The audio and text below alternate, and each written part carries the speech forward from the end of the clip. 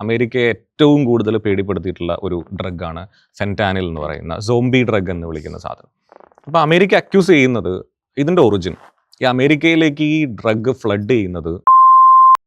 ഒരു രാജ്യം മറ്റൊരു രാജ്യത്തെ ആക്രമിക്കുക, ആ രാജ്യത്തെ തലവനെയും ഭാര്യയെയും രാത്രിക്ക് രാത്രി പിടിച്ചുകൊണ്ടു പോവുക. നമ്മുടെ ആഗോള രാഷ്ട്രീയ തലത്തെ തന്നെ ഞെട്ടിച്ച ഒരു സംഭവം കഴിഞ്ഞ ദിവസങ്ങളിൽ വൻ ചർച്ചയാവുകയുണ്ടായി. ലാറ്റിൻ അമേരിക്കൻ രാജ്യമായ വെനിസ്വേലയുടെ പ്രസിഡന്റായ നിക്കോളാസ് മഡൂറോയെയും ഭാര്യയെയും അമേരിക്ക എന്തിനു പിടിച്ചുകൊണ്ടുപോയി, എന്താണ് ഈ രാജ്യങ്ങൾ തമ്മിലുള്ള പ്രധാനപ്പെട്ട പ്രശ്നം തുടങ്ങിയിട്ടുള്ള കാര്യങ്ങളൊക്കെ ചർച്ചയ്ക്ക് വിധേയമാകുന്ന നാളുകളാണ് കടന്നുപോയിക്കൊണ്ടിരിക്കുന്നത്. അപ്പോൾ എൻ്റെ കൂടെ ഇന്ന് നമ്മുടെ പ്രിയപ്പെട്ട അധ്യാപകൻ ജിതിൻ സാർ ഉണ്ട്. സാർ, എന്താണ് ഈ നിക്കോളാസ് മഡൂറോയെ പിടിച്ചുകൊണ്ടുപോകാനുള്ള ഒരു കാരണം? അമേരിക്കയും വെനിസ്വേലയും തമ്മിലുള്ള പ്രശ്നം എന്താണ് ശരിക്കും? ഈ വെനസ്വേല എന്ന് പറയുന്ന ലാറ്റിൻ അമേരിക്കൻ രാജ്യം, ആ രാജ്യത്തെക്കുറിച്ച് സാറിന് എന്താണ് പറയാനുള്ളത്? ഒരുപാട് ചോദ്യങ്ങളാണ്. അതെ, ഐ തിങ്ക് 3 ചോദ്യങ്ങളുണ്ട്. അതിൽ അവസാനത്തെ ചോദ്യത്തിന് ആദ്യ ഉത്തരം പറയാം. വെനിസ്വേല എന്ന് പറയുന്ന രാജ്യം ലാറ്റിൻ അമേരിക്ക എന്ന് നമ്മൾ വിളിക്കുന്ന ഭാഗമായിട്ടുള്ള ഒരു ചെറിയ രാജ്യം. വേണമെങ്കിൽ ലോകത്തിലെ അവശേഷിക്കുന്ന വളരെ അപൂർവം സോഷ്യലിസ്റ്റ് സമ്പദ് വ്യവസ്ഥകളിൽ അടിസ്ഥാനമായിട്ടുള്ള രാജ്യമെന്ന് നമുക്ക് വേണമെങ്കിൽ വിളിക്കാവുന്ന രാജ്യം. വെനിസ്വേലയെ കുറിച്ച് പറയാൻ നമുക്ക് അത്രയൊക്കെ തന്നെയുള്ളൂ. പക്ഷേ നമ്മൾ ഈ ഒരു പ്രശ്നത്തിലേക്ക് വരണമെന്നുണ്ടെങ്കിൽ വെനിസ്വേലയുടെ ചെറിയൊരു ചരിത്രം, വെനിസ്വേലയുടെ ചരിത്രം എന്ന് പറയുമ്പോൾ 2 പ്രധാനപ്പെട്ട ലീഡേഴ്സിന്റെ ചരിത്രം നമ്മൾ പറയേണ്ടതുണ്ട്. വെനിസ്വേലയുടെ പേര് ഇപ്പം നമുക്കറിയാം, റിപ്പബ്ലിക് ഓഫ് ഇന്ത്യ എന്നാണ് ഇന്ത്യയുടെ യഥാർത്ഥ പേര്. അതുപോലെ വെനിസ്വേലയുടെ കറക്റ്റ് പേരെന്ന് പറയുന്നത് the Bolivarian republic of Venezuela എന്നാണ്.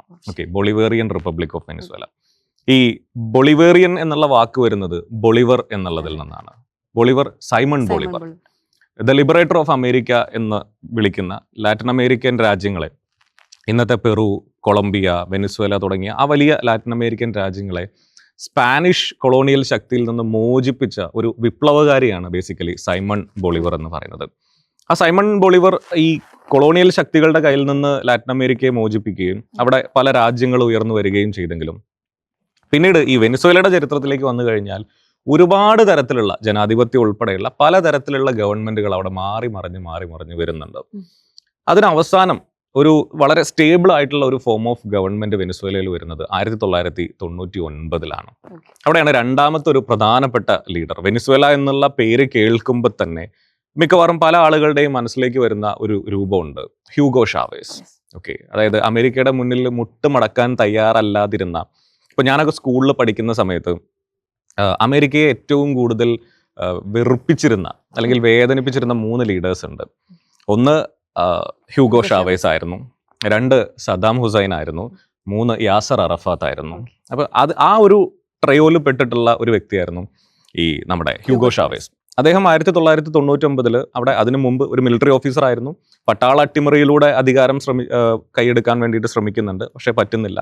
പിന്നീട് ഇലക്ഷനിലൂടെ തന്നെ അദ്ദേഹം തിരഞ്ഞെടുത്തിട്ട് അവിടെ വരുന്നു ഒരു പുതിയ ഭരണഘടന, അതായത് ബൊളിവേറിയൻ റവല്യൂഷൻ എന്നാണ് അദ്ദേഹം അതിനെ വിളിക്കുന്നത്. ഈ സൈമൺ ബൊളിവറുടെ ആശയത്തിൽ അടിസ്ഥാനമാക്കിക്കൊണ്ട് ഒരു പുതിയ ഭരണഘടന വെനിസ്വേലയ്ക്ക് ഉണ്ടാക്കുകയും ആ രീതിയിൽ ഒരു സോഷ്യലിസ്റ്റിക് റീഫോംസിലൂടെ വെനിസ്വേലയുടെ ഭരണം മുന്നോട്ട് കൊണ്ടുപോവാണ് ആര് ചെയ്യുന്നത്?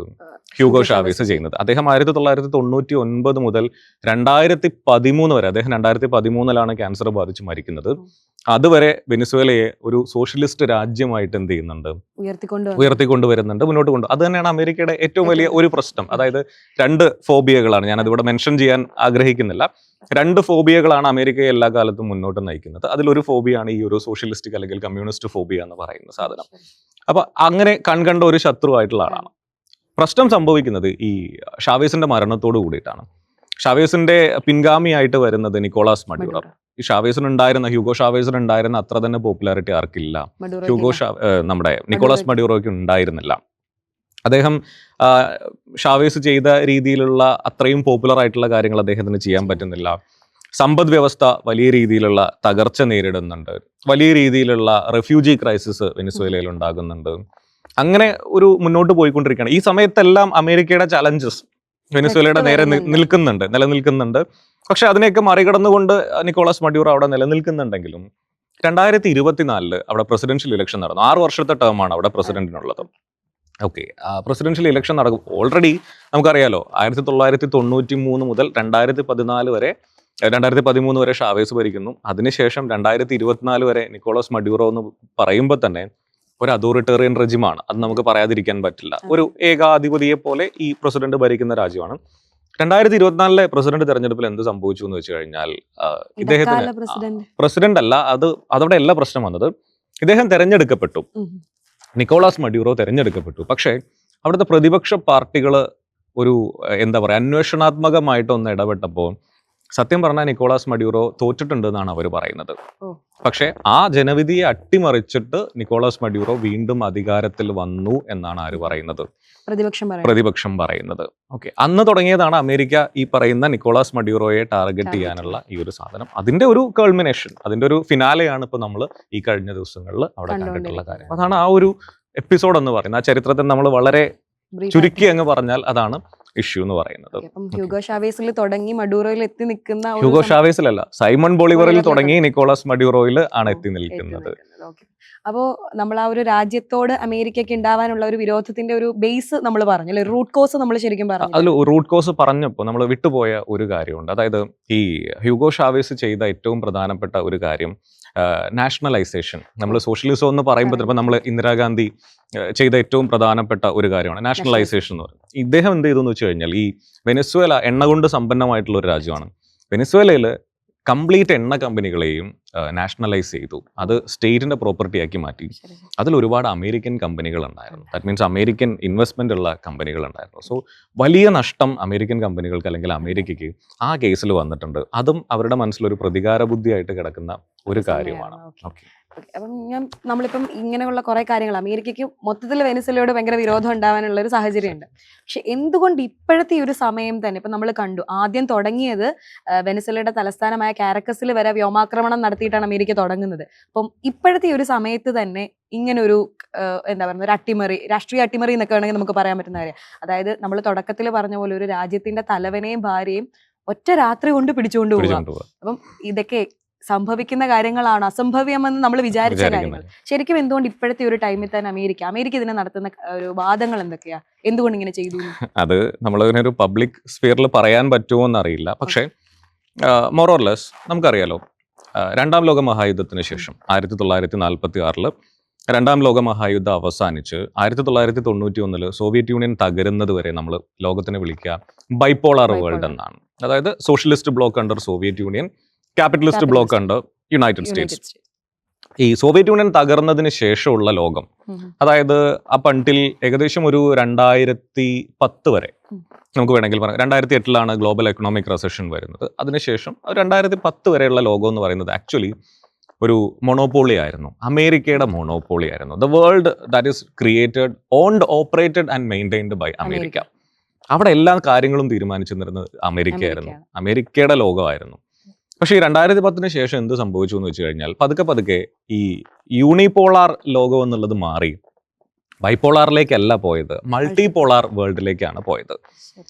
ഒരുപാട് രാജ്യങ്ങൾ, ഇപ്പൊ ഇന്ത്യ അടക്കമുള്ള രാജ്യങ്ങൾ, ഇന്ത്യ, ചൈന, ഇങ്ങനെ പല രാജ്യങ്ങളും അതാത് മേഖലകളിൽ ശക്തികളായിട്ട് ഉയർന്നു വരാൻ തുടങ്ങി. അപ്പൊ അമേരിക്കയുടെ പ്രസക്തി ഗ്ലോബൽ സ്റ്റേജിൽ നഷ്ടപ്പെട്ടുകൊണ്ടിരിക്കുന്ന ഒരു കാലഘട്ടത്തിലാണ് സത്യം പറഞ്ഞാൽ നമ്മൾ ജീവിക്കുന്നത്. അതിനൊരു ഉദാഹരണമാണ് ഇപ്പൊ കഴിഞ്ഞ വർഷത്തെ നമ്മളുടെ ഇന്റർനാഷണൽ മീഡിയാസ് ഒക്കെ എടുത്ത് നോക്കിക്കഴിഞ്ഞാൽ നമുക്ക് കാണാം, അമേരിക്കയിൽ ഒരു സാമ്പത്തിക മാന്ദ്യം വരാൻ പോകുന്നു, അമേരിക്ക തകരാൻ പോകുന്നു എന്നുള്ള രീതിയിലുള്ള ഒരുപാട് വാർത്തകളൊക്കെ നമ്മൾ കണ്ടിട്ടുണ്ടായിരുന്നു. അതായത് അമേരിക്ക പഴയ രീതിയിൽ ഭീഷണിപ്പെടുത്തുമ്പോൾ ആളുകൾ അങ്ങ് പേടിച്ചോ ശരി തമ്പ്രാൻ എന്ന് പറയുന്നതിന് പകരം നീ പോടാ പുല്ലേ എന്ന് പറയുന്ന രീതിയിലേക്ക് പല രാജ്യങ്ങളും വരുന്നതൊക്കെ നമ്മൾ കാണുന്നുണ്ട്. അപ്പൊ ഇതിനൊക്കെ എന്ത് കൊടുക്കണം? ഒരു മറുപടി കൊടുക്കണം. അപ്പൊ ഈ ഇന്റർനാഷണൽ റിലേഷൻസിൽ നമ്മൾ ഒരു പ്രധാനപ്പെട്ട ഒരു സാധനമുണ്ട്, ഡീറ്ററൻസ് എന്ന് പറയും. ഡീറ്ററൻസ് എന്ന് പറഞ്ഞാൽ നമ്മൾ ഒരു കുറച്ചുകൂടെ സിമ്പിൾ ആക്കി കഴിഞ്ഞാൽ, power, only the power respects power. അതായത് ആരുടെ കയ്യിലാണോ പവർ ഉള്ളത് അവരെ മാത്രമേ എന്ത് ചെയ്യൂ, ബഹുമാനിക്കുകയുള്ളൂ. അപ്പൊ അത് നമ്മൾ കാണിക്കണം.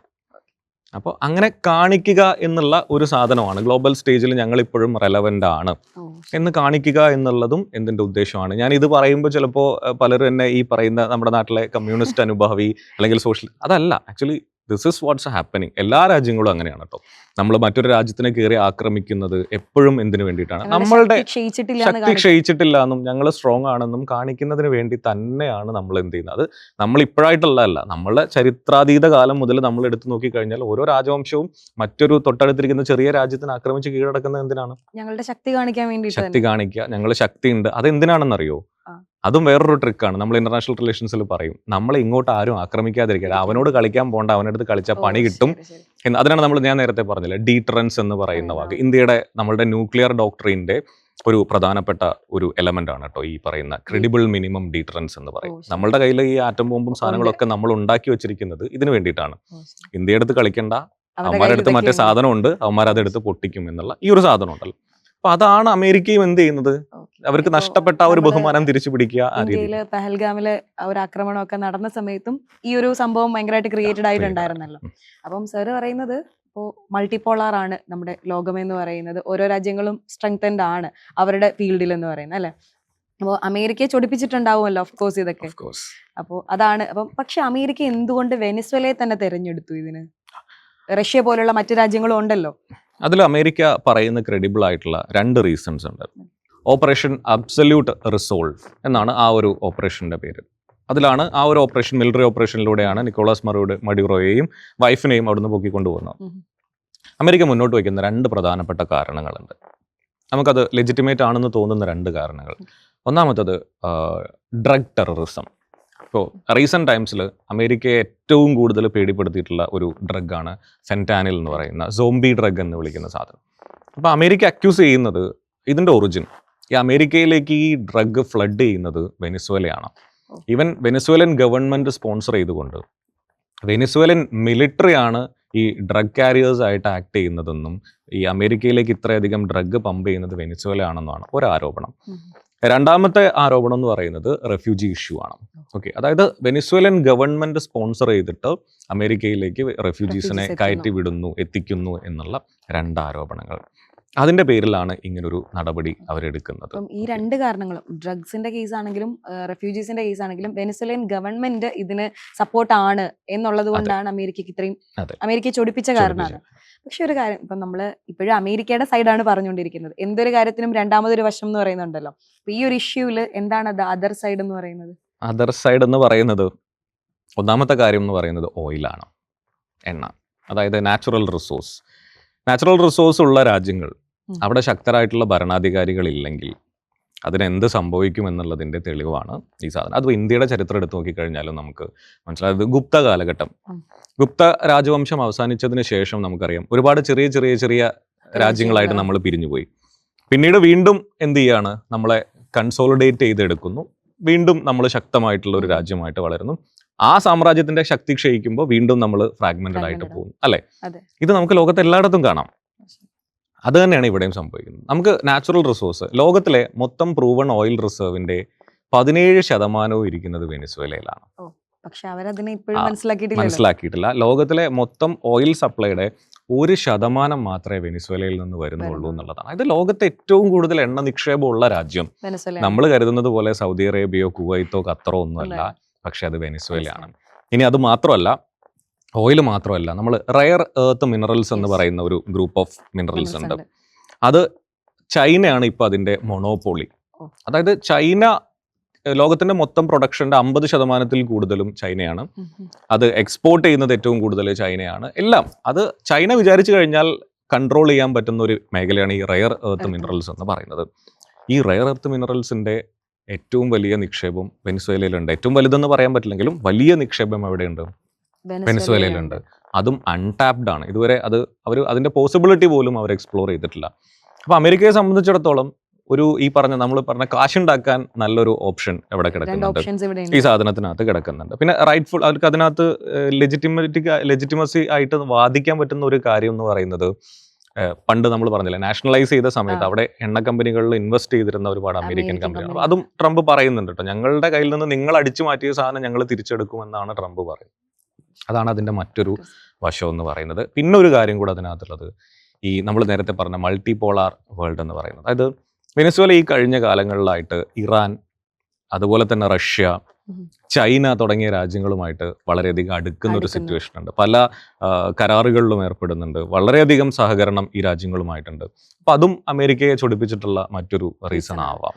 അതർ സൈഡ് ഇതാണ് ശരിക്കും അമേരിക്ക പറയുന്ന ഈ പുറമേ പറയുന്ന റീസൺസ് അല്ലാതെ ഇതിന്റെ പിന്നിൽ ഇങ്ങനെയൊരു, അപ്പം ഈ പറയുന്ന പോലെ തന്നെ മൾട്ടിപോളാർ എന്ന് മാറി വീണ്ടും ഒരു യൂണിപോളാർ വ്യവസ്ഥയിലേക്ക് ലോകരാഷ്ട്രങ്ങൾ എത്തണം, അമേരിക്ക തലപ്പത്ത് എത്തണം, അതിന് സാമ്പത്തികമായി അമേരിക്ക കുറെ കൂടി ഡെവലപ്ഡ് ആവണം, ഇങ്ങനെയുള്ള കുറെ നമ്മൾ പറയുമ്പോൾ നമ്മൾ മോഷണ കുറ്റം അമേരിക്കയുടെ മുകളിൽ ആരോപിക്കുന്നത് പോലെയാവും. പക്ഷെ നമുക്ക് ലെറ്റ്സ് സേ അതാണ് അതിന്റെ മറ്റൊരു ആംഗിൾ. അതെ, ആംഗിൾ അങ്ങനെയും പോകുന്നുണ്ടല്ലോ. അപ്പോ പക്ഷെ എന്റെ ഒരു സംശയം എന്ന് വെച്ചാല് ഇതൊക്കെ ഇന്റർനാഷണൽ റിലേഷൻസുമായിട്ട് ബന്ധപ്പെട്ട കാര്യങ്ങളാണ്. രണ്ട് രാഷ്ട്രങ്ങൾ തമ്മിൽ ഇങ്ങനെ ഒരു പ്രശ്നം ഉണ്ടാവുമ്പോൾ, അല്ലെങ്കിൽ ഇങ്ങനെ ഒരു വലിയ നമ്മൾ ഇതുവരെ കണ്ടിട്ടില്ലാത്തൊരു പ്രശ്നം ഉണ്ടാവുമ്പോൾ ഐക്യരാഷ്ട്ര സംഘടന പോലുള്ള അതോറിറ്റികളൊക്കെ എന്തുകൊണ്ട് മിണ്ടാതിരിക്കുന്നു, അല്ലെങ്കിൽ ഇവർക്ക് ഇതിൽ ഇടപെട്ടുകൂടെ? ഇപ്പോൾ പലസ്തീൻ ഇസ്രായേൽ പ്രശ്നമൊക്കെ ഉണ്ട്. അപ്പോൾ ഐക്യരാഷ്ട്ര സംഘടന ഇന്ത്യ അടക്കമുള്ള മറ്റു രാഷ്ട്രങ്ങൾ ഇടപെട്ടത് നമ്മൾ കണ്ടതാണ്. അപ്പൊ ഈ ഒരു പ്രശ്നത്തിൽ മറ്റാരും ഇടപെടില്ലേ? ഇടപെടണമെന്നുണ്ടെങ്കിൽ അത് നമ്മുടെ ഐക്യരാഷ്ട്രസഭയുടെ UN ചാർട്ടറിന്റെ 2nd ആർട്ടിക്കിൾ പറയുന്നത് ഇത്തരം നടപടികൾ പാടില്ല എന്നുള്ളതാണ്. ഒരു പരമാധികാര രാജ്യം മറ്റൊരു പരമാധികാര രാജ്യത്തിന് മുകളിലേക്ക് കടന്നു കയറാൻ പാടില്ല എന്ന് എക്സ്പ്ലിസിറ്റ് ആയിട്ട് ആർട്ടിക്കിൾ 2 പറയുന്നുണ്ട്. UN ചാർട്ടറിന്റെ ആർട്ടിക്കിൾ 2 പറയുന്നുണ്ട്. പക്ഷേ ഇതിന്റെ പ്രശ്നം, അങ്ങനെ ഒരു നടപടി ഉണ്ടാവുമ്പോൾ, ഒരു രാജ്യത്തിന്റെ ഭാഗത്തു നിന്ന് അങ്ങനെ ഒരു അത്തരം ആക്രമണം ഉണ്ടാവുമ്പോൾ ഇതിനെ തടയാൻ ഉത്തരവാദിത്വമുള്ള ആരാണ്? ഐക്യരാഷ്ട്ര സുരക്ഷാ സമിതിയാണ്, രക്ഷാസമിതിയാണ്, UN സെക്യൂരിറ്റി കൗൺസിലാണ്. ആ സെക്യൂരിറ്റി കൗൺസിൽ, ലോക സമാധാനത്തിന് ചുമതലപ്പെടുത്തിയിരിക്കുന്ന സംഘടനയാണ് രക്ഷാസമിതി എന്ന് പറയുക, ഐക്യരാഷ്ട്ര രക്ഷാസമിതി എന്ന് പറയുന്നത്. അതിനകത്ത് ആരായിരിക്കുന്നത്? America, Britain, France, Russia, China, ഈ 5 പേരാണ് UN സെക്യൂരിറ്റി കൗൺസിലിലെ 5 സ്ഥിരാംഗങ്ങൾ. ഇവർക്ക് വീറ്റോ പവർ ഉണ്ട്. ആ വീറ്റോ അധികാരം ഉപയോഗിച്ചിട്ട് അവരുടെ നേരെ വരുന്ന കാര്യങ്ങൾ അവരെന്ത് ചെയ്യും? മറികടക്കും. അവർ ആ ഒരു രീതിയിൽ ഇതിനെ എടുക്കും. വെനസ്വേല അമേരിക്കയ്ക്ക് ഒരു ത്രെട്ട് ആയിരുന്നു, അതുകൊണ്ട് അമേരിക്ക അതിന് അവരുടെ നാരേറ്റീവ് അവർ ക്രിയേറ്റ് ചെയ്യും. അതുകൊണ്ടായിരിക്കാം ഈ റെഫ്യൂജി ഇഷ്യൂവും ഡ്രഗ്സിന്റെ ഇഷ്യൂ ഒക്കെ എടുത്തു വെച്ചിട്ടുള്ളത്, അല്ലേ? അല്ല, നമ്മൾ അവിടെ ഈ പറയുന്ന ഐക്യരാഷ്ട്ര രക്ഷാസമിതിയുടെ UN സെക്യൂരിറ്റി കൗൺസിലിന്റെ ആ ഒരു പവർ ഉണ്ടല്ലോ, അതുകൊണ്ടുള്ള ഈ 5 പേരെ നമ്മൾ ഗ്ലോബൽ പവേഴ്സ് എന്ന് തന്നെ വിളിക്കുന്നത്. അതിന്റെ ഇമ്പോർട്ടൻസ് നമ്മൾ മനസ്സിലാക്കുക. കാരണം ഇന്ത്യ ഒരുപാട് കാലമായിട്ട് ഐക്യരാഷ്ട്ര രക്ഷാസമിതിയിൽ ഒരു സ്ഥിരാംഗത്വത്തിന് വേണ്ടിയിട്ട് ശ്രമിക്കുന്നത് ഇതുകൊണ്ടാണ്. അതായത് ഗ്ലോബൽ സ്റ്റേജിൽ നമ്മളുടെ സ്റ്റാറ്റസ് ആകെ മാറുന്ന ഒരു കാര്യമാണ്. അതായത് ഐക്യരാഷ്ട്രസഭയിലെ ഒരു സ്ഥിരാംഗം എന്ന് പറഞ്ഞു കഴിഞ്ഞാൽ അത് വളരെ വലിയ ഒരു അംഗീകാരമാണ് ഒരു രാജ്യത്തിന് കിട്ടാൻ പോകുന്നത്. അതിന്റെ ഒരു അധികാരത്തിന്റെ ഒരു ഉദാഹരണമാണ് ഇപ്പൊ നമ്മൾ പറയുന്നത്. നമ്മൾ തന്നെ കയറി ആക്രമിക്കുന്നു, അത് നമ്മുടെ മുകളിൽ ചോദ്യം വരുന്ന സമയത്ത് നമ്മൾ തന്നെ അതിനെ എന്ത് ചെയ്യുന്നു? വീറ്റോ ചെയ്യുന്നു എന്നുള്ള ആ ഒരു കാര്യം. അത് ശരിക്കും പറഞ്ഞാൽ നമ്മുടെ നീതിന്യായ വ്യവസ്ഥയിലൊക്കെ പറഞ്ഞു വെച്ചിട്ടുള്ളതാണ്. എന്നെ അടിക്കാൻ വന്നതുകൊണ്ട് ഞാൻ തിരിച്ചടിച്ചു എന്ന് പറയുന്ന ഒരു കോൺസെപ്റ്റ്, അല്ലേ? സിമ്പിൾ ആയിട്ട് പറഞ്ഞു കഴിഞ്ഞു. അപ്പോൾ ഈ വെനസ്വേല അമേരിക്ക കോൺഫ്ലിക്റ്റ് ഇങ്ങനെ പോകുമ്പോൾ ഇത് മറ്റു രാഷ്ട്രങ്ങൾ, ഇപ്പോൾ റീസെന്റ് ആയിട്ട് ഞാൻ കഴിഞ്ഞ ദിവസം പത്രത്തിൽ കണ്ടതാണ്, റഷ്യയുടെ കേസിലും അമേരിക്ക ഇതേപോലെ ഒരു നയവുമായിട്ട് മുന്നോട്ട് പോകുന്നു. റഷ്യയോടും ഉപരോധം കൽപ്പിക്കാൻ അങ്ങനെയൊക്കെയുള്ള പ്രശ്നങ്ങൾ നിൽക്കുന്നുണ്ട്. അപ്പോൾ ഇത് വരും കാലങ്ങളിൽ തുടർന്നു കൊണ്ടുപോകുമെന്നും ഇന്റർനാഷണൽ റിലേഷൻസിൽ പുതിയ പുതിയ ത്രെട്ടുകൾ ഉടലെടുക്കും എന്ന് തന്നെയായിരിക്കും അല്ലെ സൂചിപ്പിക്കുന്നത്? അതെ, ഇത് അമേരിക്ക എല്ലാ കാലത്തും ഉള്ള ഒരു സാധനമാണ്. അപ്പോൾ അമേരിക്കയുടെ ഒരു നൊട്ടോറിയസ് ആയിട്ടുള്ള ഒരു നിയമമുണ്ട്, countering Americas adversaries through sanctions act എന്ന് പറയും, കാറ്റ്സ. അപ്പൊ ഇന്ത്യയുടെ നേരെ പ്രയോഗിക്കുമെന്ന് പറഞ്ഞിട്ടുണ്ടായിരുന്നു. അമേരിക്കയുടെ കൺകണ്ട ശത്രുക്കളായിട്ട് അമേരിക്ക കുറച്ച് രാജ്യങ്ങളെ ഡിക്ലെയർ ചെയ്ത് വെച്ചിട്ടുണ്ട്. ഓക്കെ, അവരുമായിട്ട് സഹകരിക്കുന്ന രാജ്യങ്ങളുടെ മുകളിലും ഞങ്ങൾ ഉപരോധം ഏർപ്പെടുത്തിക്കൊണ്ട് ഇങ്ങനെ മുന്നോട്ട് പോകുമെന്നുള്ള, അതായത് ഒരു ഗ്ലോബൽ പോലീസിങ് എന്ന് പറയും. അതായത് മൺറോ ഡോക്ട്രിൻ എന്ന് പറഞ്ഞിട്ട് അമേരിക്കയുടെ പഴയ പ്രസിഡന്റ് ആയിരുന്ന മൺറോ കൊണ്ടുവന്നിട്ടുള്ള ഒരു ഐഡിയ ആണ്. അതായത് ഇങ്ങനെ നമ്മുടെ ചുറ്റുമുള്ള ആളുകളെ നമ്മൾ ആക്രമിക്കും, എന്നിട്ട് അവിടെ നമ്മളുടെ ആ ഒരു അസർട്ടീവ്നെസ് കാണിക്കുമെന്ന് അദ്ദേഹം പറയുന്നുണ്ട്. അത് അന്ന് തുടങ്ങിയിട്ടുള്ളതാണ്. പിന്നീട് വരുന്ന ഓരോരോ പ്രസിഡന്റുമാർ അതിനകത്തേക്ക് ഓരോരോ കാര്യങ്ങൾ കൂട്ടിച്ചേർത്ത് അമേരിക്ക, നമ്മൾ പറയാറില്ല ഗ്ലോബൽ പോലീസ് എന്നുള്ള ആ ഒരു രീതിയിലാണ് അമേരിക്ക അവരെ തന്നെ എന്ത് ചെയ്യുന്നത്, പ്രൊജക്ട് ചെയ്യുന്നത്. അതിന്റെ ഭാഗമായിട്ടാണ് അവർ ലോകത്തിന്റെ എല്ലാ സ്ഥലങ്ങളിലും അമേരിക്ക ഇടപെടലുകൾ നടത്തുന്നത്. ആ ഒരു കാര്യത്തിന്റെ ഭാഗമായിട്ടാണ്. അമേരിക്കയും വെനിസ്വേലയും തമ്മിലുള്ള പ്രശ്നം എന്താണെന്നും ഇരുഭാഗത്തെയും വാദഗതികൾ എന്താണെന്നുള്ളത് കൃത്യമായിട്ട് നമ്മൾ പറഞ്ഞു കഴിഞ്ഞു. ഇനി ഇതേ തുടർന്ന് ആഗോള രാഷ്ട്രീയ തലത്തിൽ എന്തൊക്കെ സംഭവ വികാസങ്ങൾ ഉണ്ടാകാൻ പോകുന്നു, ഇരുപക്ഷത്തും അണിചേരുന്ന രാഷ്ട്രങ്ങൾ ഏതൊക്കെയാണ്, ഐക്യരാഷ്ട്ര സംഘടനയുടെ നിലപാട് എന്താണ് തുടങ്ങിയ കാര്യങ്ങളൊക്കെ നമ്മൾ കാണാനിരിക്കുന്നതേ ഉള്ളൂ. സോ ഇതുപോലുള്ള ഇന്റർനാഷണൽ റിലേഷൻസും മറ്റ് രാജ്യാന്തര കാര്യങ്ങളും ഒക്കെ ആയിട്ട് നമ്മൾ ഇനിയും വരുന്നതായിരിക്കും. അപ്പോൾ ഇങ്ങനെയുള്ള വിവരങ്ങളൊക്കെ അറിയാനായിട്ട് നമ്മുടെ ചാനൽ സബ്സ്ക്രൈബ് ചെയ്യുക. അടുത്ത വീഡിയോയിൽ കാണാം. Thank you.